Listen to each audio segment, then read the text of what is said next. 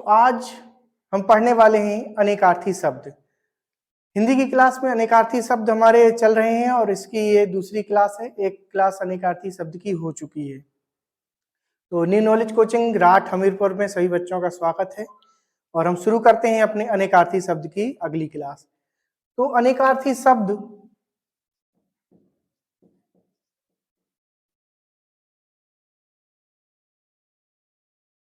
ठीक है, अनेकार्थी शब्द हम आज पढ़ेंगे। अनेकार्थी शब्द का अर्थ होता है यानी कि जो आपका एक शब्द है वो कितने अर्थों को प्रस्तुत करता है।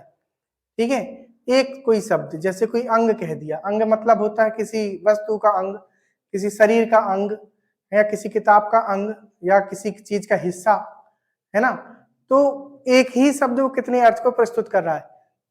और सबसे महत्वपूर्ण बात ये जो हम अनेकार्थी शब्द पढ़ रहे हैं इसका हिंदी में क्या वैल्यू है, क्या महत्व है अनेकार्थी शब्द का, है ना।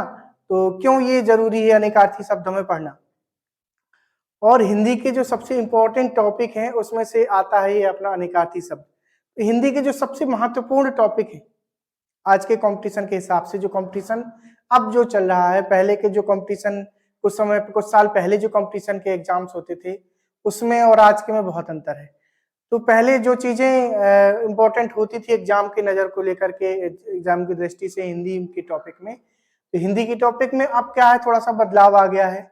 अब जो कहीं किसी भी राज्य में जो एग्जाम हो रहा है देश के अंदर, चाहे वो यूपी हो चाहे और भी अदर राज्य जो भी हैं अपने, तो उसमें जो अब हिंदी पूछी जा रही है उसमें अनेकार्थी शब्द के जो है कि महत्व ज्यादा दिया गया है अनेकार्थी शब्द को। और अनेकार्थी शब्द के अलावा अगर हम बात करें तो सबसे इंपॉर्टेंट टॉपिक हिंदी में अब कौन से हो चुके हैं। तो अगर हम देखें हिंदी में इस समय आज के कंपटीशन को देखते हुए हिंदी में हमें सबसे ज्यादा क्या पढ़ने की जरूरत पड़ेगी, है ना। तो आज के जो नया ट्रेंड चल रहा है, नए जो एग्जाम हो रहे हैं कंपटीशन के, उसमें अगर हम देखें कि आज के समय के हिसाब से कौन सी ऐसी चीज है जो हमें ज्यादा पढ़नी चाहिए हिंदी में और वो हमारी हिंदी को मजबूत कराएगी। तो एक हो जाएगा आपका अनेकार्थी शब्द, ठीक है। दूसरा हो जाएगा एकार्थी शब्द, ठीक है। फिर है पर्याय,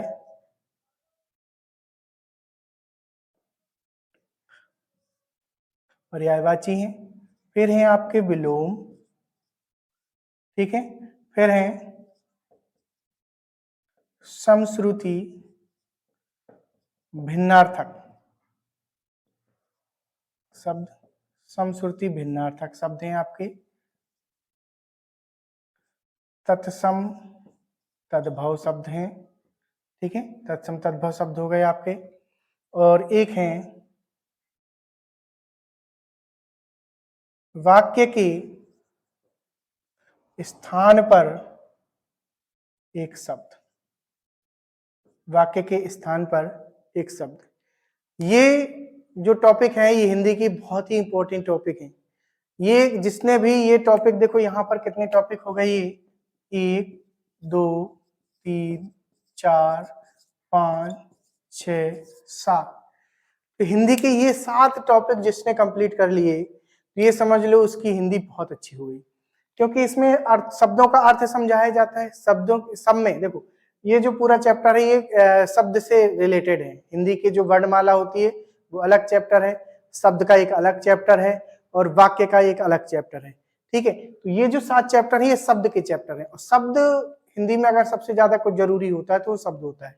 शब्द इसलिए जरूरी होता है कि मान लीजिए हमने अलंकार पढ़ रहे हैं या हम छंद पढ़ रहे हैं, है ना, या फिर रस पढ़ रहे हैं, कोई भी चीज पढ़ रहे हैं, तो अगर बीच में कोई शब्द आ रहा है और शब्द का अर्थ ही हमें नहीं पता है, जैसे बीच में कोई शब्द आ गया और उस शब्द का अर्थ ही हमें पता नहीं है, तो हम कैसे उस चीज की व्याख्या करेंगे, कैसे उस चीज को समझेंगे, है ना। कोई श्लोक हमने पढ़ा, उसका अर्थ शब्द का हमें पता ही नहीं है तो वो चीज हमें समझ में नहीं आएगी। और जब हम कोई चीज पढ़ते हैं उसका अर्थ हमें पता होता है तो वो चीज हमें क्लियर पूरी समझ में आती है। तो हमें हिंदी में क्या करना है, ये 7 टॉपिक सबसे पहले क्या करना है, अपने आप को मजबूत रखना है, ठीक है। तो करना क्या है, इसको मजबूत करने के लिए सबसे पहले तो आपको क्लास अटेंड करनी है। ऑफलाइन आना चाहो तो ऑफलाइन क्लास अटेंड कर लो, और ऑनलाइन क्लास अटेंड करना चाहते हो तो चैनल को अभी सब्सक्राइब कर लो, तो ऑनलाइन क्लास अटेंड करते रहना। है ना। उसके बाद क्लास पढ़ने के बाद आपको लगाना है प्रैक्टिस सेट, ठीक है। आपको जो यहाँ पे हम बता रहे हैं उसको नोट कर लीजिए, रफ जो है कि आपको कॉपी पेन लेके बैठना है क्लास में, नोट करना है, इसका रिवीजन करना है, रिवीजन करने के बाद प्रैक्टिस सेट लगाना है। तो ये 7 टॉपिक आपके क्या हो जाएंगे, मजबूत हो जाएंगे। तो चलिए शुरू करते हैं। आज का जो टॉपिक है अपना अनेकार्थी शब्द।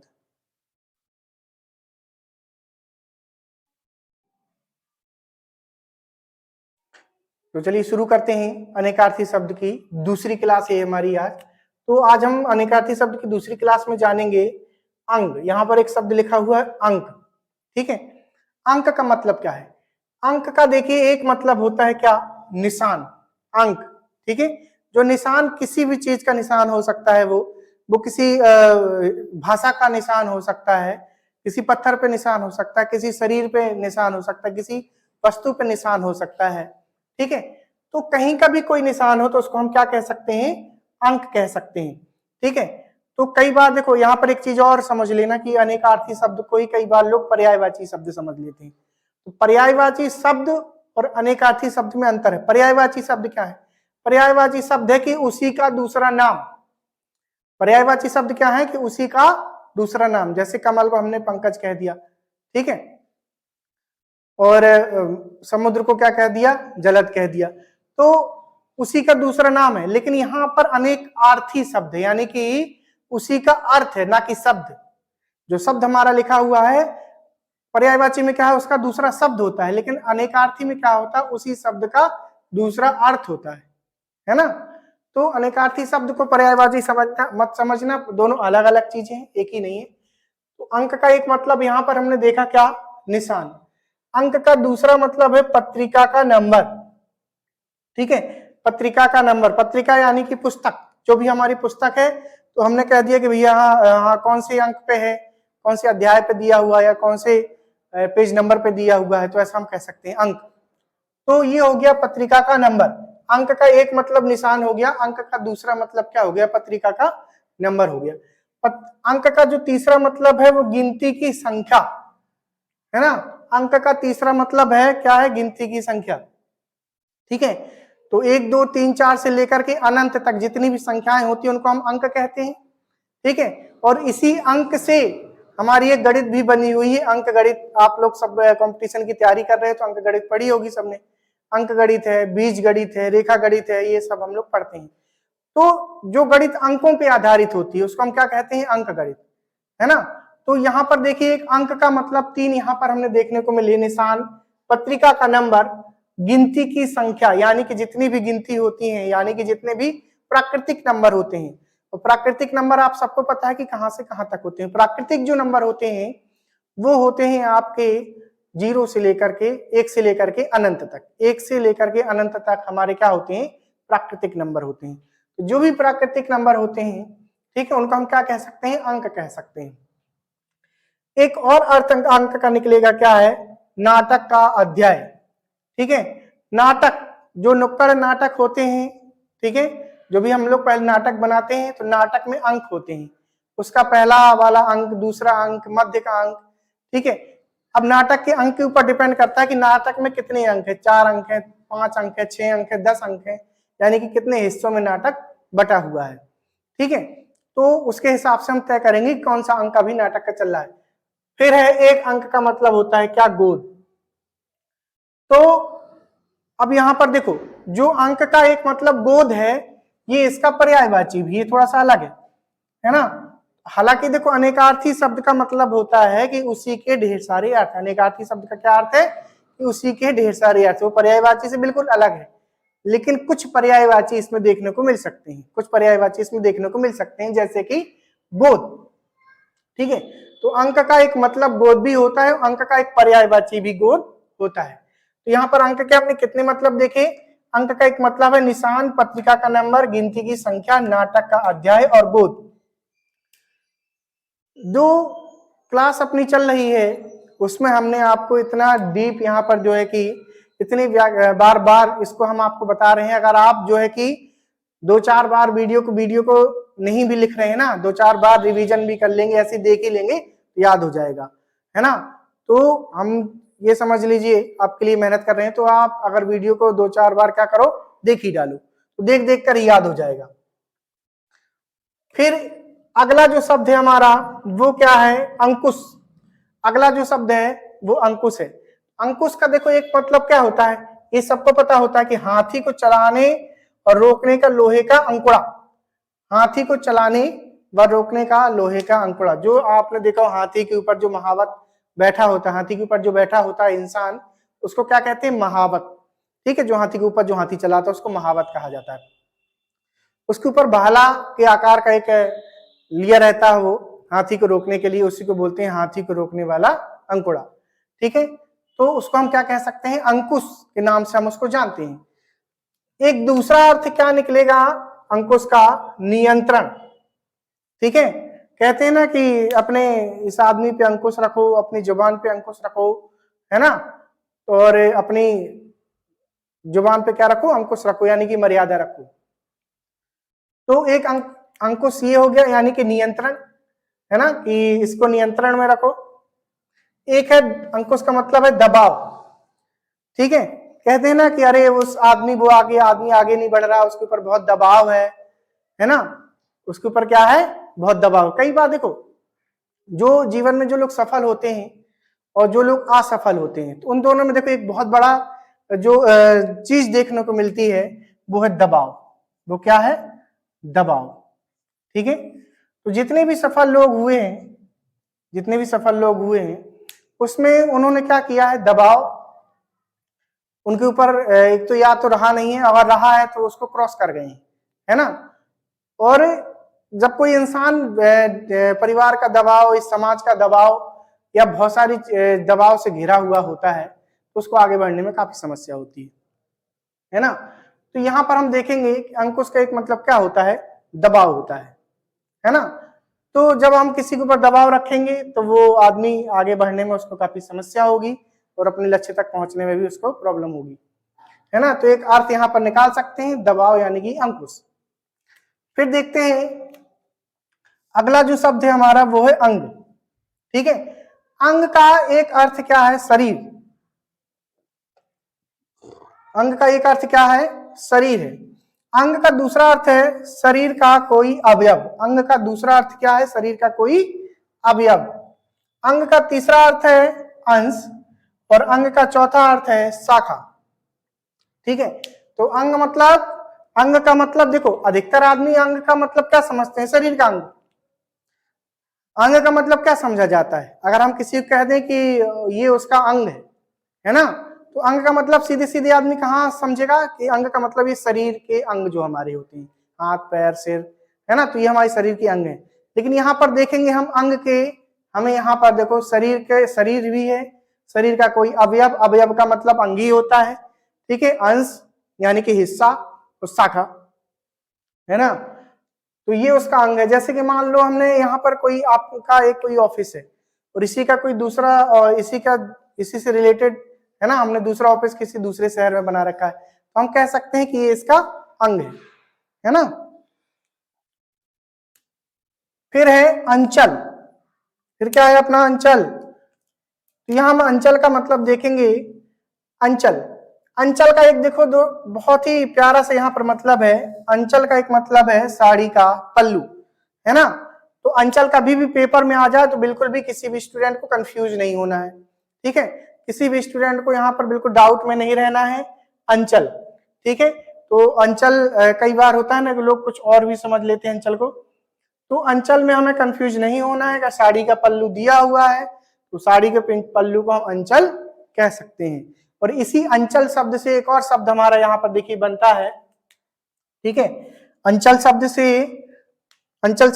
एक और शब्द यहाँ पर आपने सुना होगा, आंचल। ठीक है, अंचल शब्द से एक और शब्द बनता है जिस शब्द को आपने सुना होगा, आंचल। फिर हमारा देखो इसमें तो अंचल का एक अर्थ क्या हो गया, साड़ी का पल्लू। ठीक है, दूसरा अर्थ अंचल का है प्रदेश, तीसरा अर्थ है सिरा। ठीक है, तो देखो यहां पर हमें किसी एक शब्द का एक अर्थ पकड़ करके नहीं रहना है, किसी शब्द के ढेर सारे अर्थ होते हैं और उन्हीं सभी अर्थों को पढ़ना अनेकार्थी शब्द कहलाता है। तो यहाँ पर हमने अंचल का कितना अर्थ पढ़ा, अंचल का एक अर्थ हमने ये पढ़ा साड़ी का पल्लू, अंचल का दूसरा अर्थ हमने पढ़ा प्रदेश, और अंचल का तीसरा अर्थ हमने पढ़ा क्या, सिरा। ठीक है, फिर देखते हैं अगला। अगला देखा हमने अंत। ठीक है, अंत, अंत मतलब सबको एक देखिए सीधा सीधा मतलब तो एक अर्थ तो किसी भी अर्थ शब्द का एक अर्थ तो सबको पता होता है, अंत यानी कि खत्म होना, है ना, अंत यानी कि खत्म होना, आखिरी हिस्सा। तो अब अंत में यहां पर कहेंगे हम सिरा, अंत का एक अर्थ क्या होगा, सिरा। तो सिरा किसका किसका होता है, धागा अगर हमारे पास है तो धागे का सिरा होगा, डंडा अगर हमारे पास है तो डंडे का सिरा होगा। ठीक है, तो इस तरीके से डंडा हमने ले रखा है ये कोई भी, तो उसका हम कह देंगे ये सिरा है ना। धागा ले रखा है तो उसका आखिरी छोर उसका सिरा कहला जाएगा। इस तरीके की जो चीजें होती हैं उसको उसमें सिरा होता है ना। तो यहाँ पर अंत का मतलब है सिरा, तो किसी धागे का जो सबसे आखिरी छोर होगा उसको सिरा कह देंगे, यानी कि वो धागे का क्या है, अंत है। ठीक है, फिर दूसरा अर्थ इसका निकल रहा है, देखिए समाप्ति। दूसरा अर्थ क्या निकल रहा है, समाप्ति। ठीक है, तो समाप्ति देखिए, अब यहाँ पर धागे का अंत जो है उसको सिरा जो था, है ना, धागे का जो सिरा था उसको हम अंत कह सकते हैं कि धागे का अंत हो गया। अब यहाँ पर समाप्ति, समाप्ति में थोड़ा सा यहाँ पर हल्का सा अंतर थोड़ा सा शब्द में है, बस केवल शाब्दिक अंतर है ना। तो समाप्ति यानी कि यहाँ पर धागे का समाप्ति भी हो सकता है, लेकिन हम यहाँ पर सड़क का समाप्ति भी जोड़ सकते हैं कि भाई ये सड़क यहाँ से कहाँ तक जाती है, वहां तक जाती है, वहां पर ये सड़क समाप्त हो जाएगी, ये सड़क यहाँ से जाएगी और यहाँ पर समाप्त हो जाएगी। ठीक है, तो यहाँ पर इसकी समाप्ति हो जाती है। या फिर हम किसी भी जैसे कार्यक्रम चल रहा है विद्यालय का, वहां पर भी कह सकते हैं कि आप कार्यक्रम समाप्त होता है ना, यानी कि कार्यक्रम का अंत हो गया, है ना, कार्यक्रम का अंत हो गया। या फिर कभी कभी हम कह सकते हैं कि ये कार्यक्रम चल रहा था और ये कार्यक्रम का अंतिम नाटक है या अंतिम प्रस्तुति है, तो यहाँ पर अंत हो गया। ठीक है, तो एक समाप्ति हो गया। एक अर्थ यहाँ पर अंत का ये निकलेगा, मृत्यु। अंत का एक अर्थ क्या निकलेगा यहाँ पर, मृत्यु। ठीक है, कहते हैं ना कि भाई हाँ यार उस राजा का अंत हो गया या उस व्यक्ति का अंत हो गया। ठीक, तो उसने यहाँ पर लड़ाई लड़ी उस राजा ने, या फिर उसने कह दिया कि भाई एक राजा था बहुत जो है कि महान था, उसने 5 युद्ध लड़े, तो 6वें युद्ध में उसका अंत हो गया, यानी कि मृत्यु हो गई उसकी। 5 युद्ध उसने वीरता पूर्वक लड़े, लेकिन 6वें युद्ध में उसका अंत हो गया, है ना। तो यहाँ पर एक अंत का अर्थ क्या निकला, मृत्यु। एक अंत का अर्थ है भेद, एक अंत का अर्थ क्या है, भेद, है ना। जैसे किसी व्यक्ति ने, ठीक है, कई बार होता है ना कि भाई कई काम आदमी चोरी चोरी करता है, तो अब हमने जैसे मान लो उसके रहस्य के बारे में पता चल गया, किसी ने कोई चोरी वाला काम किया और हमें पता चल गया कि हाँ भैया इसने चोरी से ये चीज खाई है, या फिर यहाँ पर घूमने गया, यहाँ पर ये काम किया इसने चोरी से, है ना। तो अब हम उससे कह सकते हैं कि हमें तुम्हारा भेद पता चल गया है, या हमें तुम्हारा अंत पता चल गया है ना। तो अंत भी कह सकते हैं कि यार हमें तुम्हारा अंत जो है कि पता चल गया है। फिर है एक शब्द यहाँ पर अंत का निकलेगा, रहस्य। अंत का एक अर्थ क्या होता है, रहस्य। देखो भेद और रहस्य एक ही चीज होती है, बस इसमें शाब्दिक अंतर है। क्या अंतर है इसमें, शाब्दिक अंतर है, अर्थ इनका वही है, भेद वही चीज है और रहस्य उसी चीज है। ठीक, फिर देखते हैं अंतरंग। एक शब्द हमारे पास अगला जो शब्द है वो क्या है, अंतरंग है। तो अंतरंग, अंतरंग का एक अर्थ क्या निकलेगा यहाँ पर, अंदर का। अंतरंग का एक अर्थ यहाँ पर क्या निकलेगा, अंदर का। ठीक है, दूसरा जो अर्थ यहाँ पर निकलेगा, भीतरी। अंतरंग, अंतरंग यानी कि भीतरी। ठीक है, यहाँ पर एक अंदर का और भीतरी। तो जैसे मान लीजिए कमरा है, कमरा में यहाँ पर कलर किया हुआ है, एक कलर हम लोग बाहर करवाएंगे, तो जैसे मान लो हम कलर करने के लिए कहते हैं तो कह देंगे भैया भीतरी दीवार में कलर करना है, या फिर कह देंगे अंदर का कलर करना है। ठीक है, अगर ये दोनों शब्द हम नहीं यूज करना चाहते तो इसको कह सकते हैं भाई पेंटर के गए हमने अंतरंग करवाना है, ठीक है, अंदर का कलर करवाना है, ऐसा कह सकते हैं। और एक अंतरंग, एक अंतरंग का मतलब है घनिष्ठ, अंदर से। देखो अंतरंग जो शब्द है उसका मतलब कहां से, अंदर से है, आपके हृदय से है, आपके चित्त से भी हो सकता है। ठीक है, तो एक हम कहेंगे अंतरंग। अंतरंग का मतलब है घनिष्ठ, यानी कि जो ऐसा व्यक्ति या फिर ऐसा मित्र या फिर ऐसा परिवारजन, परिवार का कोई ऐसा व्यक्ति या कोई ऐसा मित्र जो हमारी अंतरंग, अंतरंग मतलब हृदय से जुड़ा हुआ है, यानी कि बड़ा घनिष्ठ मित्र है, ठीक है। तो अंतरंग मतलब क्या कह सकते हैं, घनिष्ठ, अंदर से जुड़ा हुआ। अंतरंग मतलब जिसका संबंध कहां से है, अंदर से है, अंदर से है, भीतर से है, ठीक है। जिस मित्र का संबंध हमारे अंदर से होता है उसको हम क्या कह सकते हैं, घनिष्ठ कह सकते हैं। यानी कि अंतरंग का मतलब एक मतलब यहाँ पर क्या हो जाएगा, घनिष्ठ हो जाएगा, ठीक है। तो एक अंतरंग का मतलब यहाँ पर देखेंगे गुप्त, ठीक है। जो भी आपके मन में जो गुप्त बातें होती हैं, जो आपके सीक्रेट्स होते हैं, जो आपका रहस्य होता है, ठीक है, जो आपके सीक्रेट है वो कहाँ होते हैं, अंदर होते हैं। वो अंदर का मतलब होता है अंतरंग। अंदर क्या होता है, इंसान के मन में क्या होता है, गुप्त बातें होती हैं, रहस्य होता है, ठीक है। इस संसार में कोई ऐसा व्यक्ति नहीं जिसका कोई रहस्य ना हो, सबके रहस्य होते हैं, सबके कुछ ना कुछ सीक्रेट्स होते हैं, ठीक है। तो उसको हम क्या कहेंगे, अंतरंग। फिर देखते हैं एक शब्द यहाँ पर देख लो, ये निकल के आता है अंतर, ठीक है। ये इंपॉर्टेंट है, इस पे इंपॉर्टेंट लिख लेना, ठीक है। ये क्या है तुम्हारा, इंपॉर्टेंट है। और ये इंपॉर्टेंट क्यों है ये भी अभी देखो बता दे रहे हैं, ये इंपॉर्टेंट क्यों है, इसका भी रीजन है, तो वो रीजन भी बताते हैं। अंतर, अंतर का एक मतलब देखो यहाँ पर क्या है, अंतःकरण, अंतर, ठीक है। कहते हैं ना कि अरे तुम क्या ये मतलब काम करते हो, जरा तुमने ऐसा क्यों किया, जरा सा अपने अंतर मन से सोचो, है ना। या फिर ईश्वर को जैसे कहते हैं ना कि भगवान को याद करो, अंतर मन से करना चाहिए। कहते हैं, तो कह देते हैं ना किसी को, अगर कभी भगवान को याद करो तो कैसे करना चाहिए, अंतर मन से। अंतर मन से मतलब होता है हृदय से, अपने अंदर से याद करना, ठीक है। तो एक अंतर का मतलब यहाँ पर क्या हो गया, अंतःकरण, आपका अंतःकरण, अंतःकरण से कोई चीज याद होना चाहिए, है ना। भगवान को याद करो तो अंतःकरण से याद करनी चाहिए। अंतर, अंतर मतलब होता है देखो यहाँ पर भीतर, एक अंतर का मतलब अंतःकरण हो गया, एक अंतर का मतलब भीतर हो गया, और एक अंतर का मतलब क्या हो गया, परस्पर हो गया। एक अंतर का मतलब यहाँ पर क्या हो गया, परस्पर हो गया। फिर देखो अब ये यहाँ पर ये इंपॉर्टेंट क्यों है, ये इसीलिए इंपॉर्टेंट है, एक अंतर यहाँ पर दिया हुआ है, इसमें भी तुम इंपॉर्टेंट लगा लो, ठीक है। अंतर क्या है दोनों में, यहाँ पर अंतर में देखो यहाँ पर ये छोटा सा हलंत दे रखा है, और इस वाले अंतर में यहाँ पर हलंत नहीं दिया है, और इसी हलंत के कारण दोनों में थोड़ा सा क्या हो गया, अंतर हो गया है। ये अंतर, इस अंतर का मतलब है अंतःकरण, भीतर और परस्पर। एक ये अंतर है, इस अंतर का मतलब है भिन्नता, इस अंतर का क्या मतलब है, भिन्नता। और इस अंतर का दूसरा जो मतलब है वो है क्या है, दूरी। कहते हैं ना भैया यहां से लेकर के वहां तक बड़ा अंतर है, ठीक है। या फिर कह दिया कि भैया इस कुर्सी से उस कुर्सी के बीच में थोड़ा अंतर है, रख लेना, है ना। जैसे कि हमारे यहाँ कोई पार्टी चल रही है या फिर कोई स्कूल में कोई फंक्शन चल रहा है, तो हम कुर्सी, जो कुर्सी रखेगा तो उसको हम कह देंगे कि एक कुर्सी से दूसरी कुर्सी के बीच थोड़ा सा अंतर रखना, ताकि लोगों को निकलने में दिक्कत ना हो। भिन्नता, कहते हैं कि भारत देश के लोग और विदेशी अमेरिका के लोग में बहुत अंतर होता है, ठीक है, बहुत अंतर होता है, बहुत भिन्नता होती है। एक अंतर का मतलब क्या हो गया, भिन्नता, यानी कि अलग, फर्क है ना।